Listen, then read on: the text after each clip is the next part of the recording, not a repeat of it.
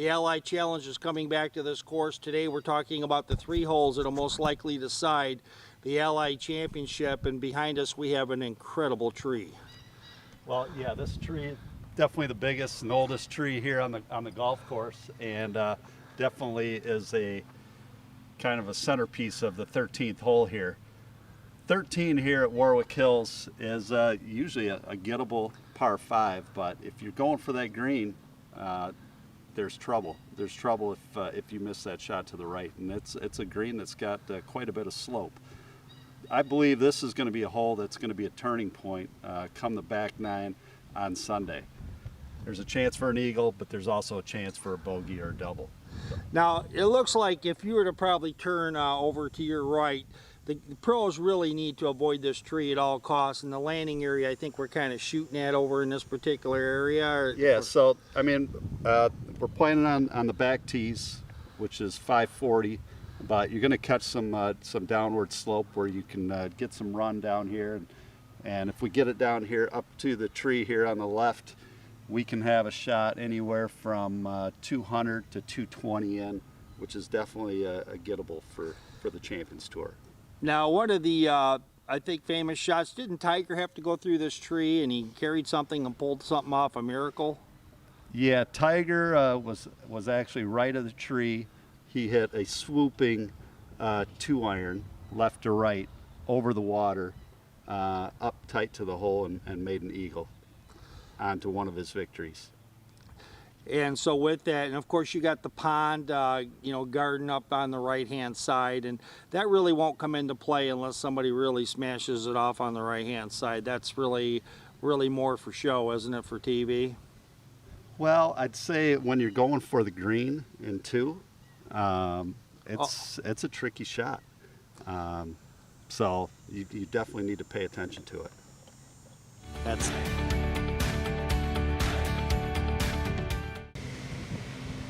Well, with us right now, Doug Brody, you're going to talk about the par 3 17th, and obviously this hole is well known by anybody who knows anything about the Buick Open and now the Ally Challenge.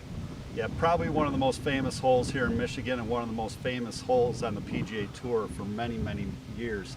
I mean, prior to 16 at TPC of Scottsdale, this was the rowdiest and most exciting hole on the PGA Tour.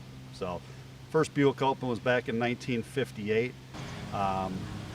One of actually the first televised hole-in-one was actually here on number 17 back in the early 60s. Now this hole has got trouble all around it. We've got water, we've got sand, and it looks like, are we seeing a Sunday placement already on our day to come here and check out your course? Well, that's a tricky pin there, especially back here from 197 yards. You've got to hit it high and soft to get it anywhere near that pin. That is one of the flatter spots, though. Front left, back left, all the way up we have the most slope on the green, and it's very narrow back there as well. So if you miss the green right or left with that back pin, it's almost impossible up and down. And a final thing is, it does, as you kind of alluded to, it does slope from back to front. So if you go behind the pin because you're trying to avoid the trouble in front, you are going to earn your par. You got that right. Tough one.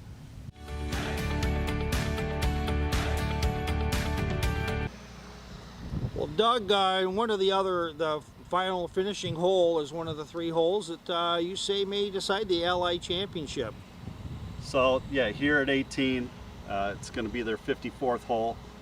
Champions Tour, they play 54 holes Friday, Saturday, Sunday, no cut. So here we are, final hole, long par 4, 435 yards from the championship tees.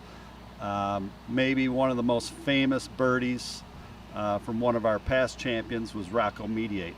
Made a birdie 3 here to a back left pin.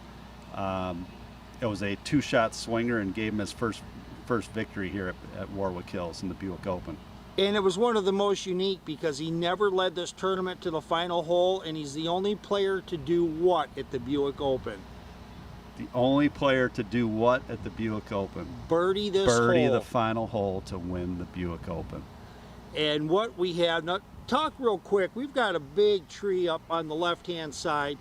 When you're looking to land, you've got 3 sand traps over on the right-hand side. Obviously, we're going to avoid those, but the sweet spot is what? Just to the right of the huge tree down on the left side? I'd say, I mean, guys that draw the ball are going to draw them off those right bunkers, because you can definitely catch some downslope and some more run down that side. And I don't think you want to mess with that tree on the left, because if that tree catches it, it grabs quite a few balls and will throw them back in the water. You also have out of bounds that really sneaks up on you on the left-hand side.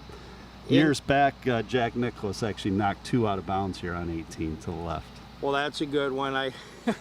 That's a good piece of history. One final thing is on the green that we're going to take a look at through the air later on. That green is very severely sloped, and the PGA Tour pros know where they're going to try to put the ball overall in order to have any chance of scoring. Well, you've got a definitive false front here on the 18th green, and it's a tricky green to read. There's a lot of local knowledge on these greens that are closer to the clubhouse. 18, 9, 1, and 10.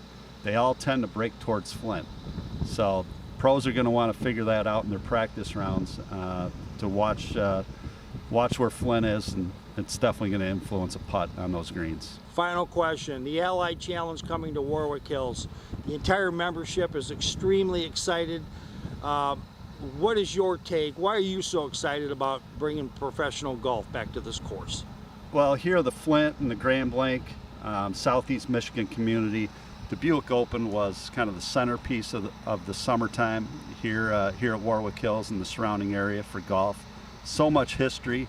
It's been since 2009, and the members, the community, they're ecstatic about bringing professional golf back and bringing excitement back to this area with the best players in the world. And Doug, with you and your classy staff, we know that everybody's going to walk away from the Allied Challenge going, we can hardly wait to 2019 when we do it again. You got that right. We can't wait.